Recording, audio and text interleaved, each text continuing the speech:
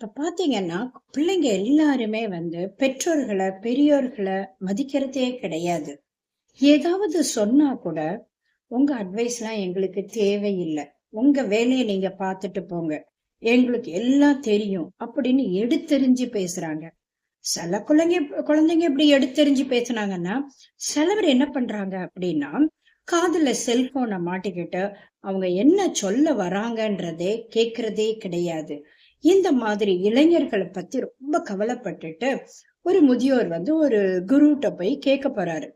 இப்படி இருக்காங்களே, இந்த வலி, அதாவது இந்த வலி மீன்ஸ் இந்த வ பிரச்சனைய, இந்த பெயின போக்குறதுக்கு, இந்த வலிய போக்க வழி இருக்கா? அப்படின்னு கேட்பாரு.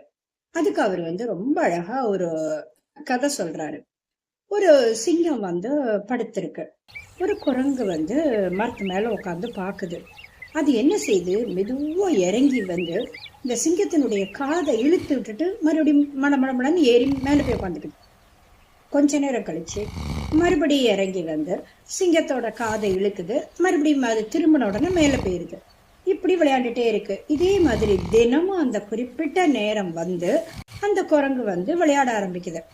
ஒரு நாள் இத மாதிரி அந்த குரங்கு கீழே இறங்கி சிங்கத்தோட காதை பிடிச்சு இழுக்கும் போது பார்த்தோம்னா, 2 நரிகள் இதை தினமும் கவனிச்சுக்கிட்டே இருந்து, குரங்குக்கு 2 பக்கமும் குரங்கு பிடிக்கிறதுக்கு 2 நரிகள் வருது.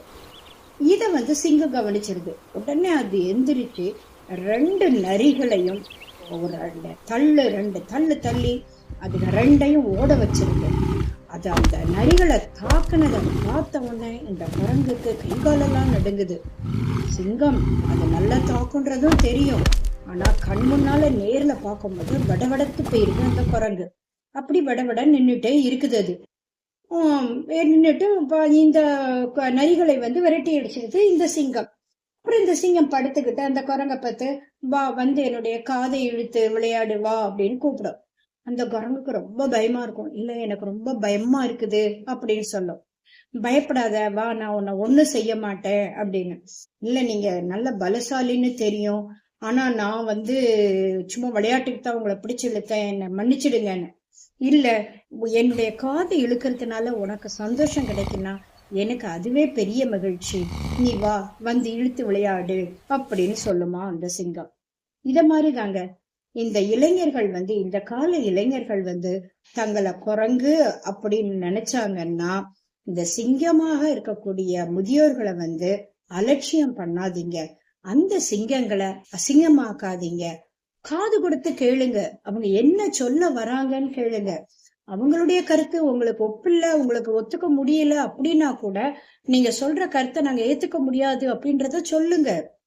எதுவும் பேசாம அவங்கள புறக்கணிக்காதீங்க. நீங்க அன்பு செய்யலைன்னா கூட பரவாயில்ல, அலட்சியம் மட்டும் தயவு செய்து செஞ்சிடாதீங்க அப்படின்னு சொல்வாரு.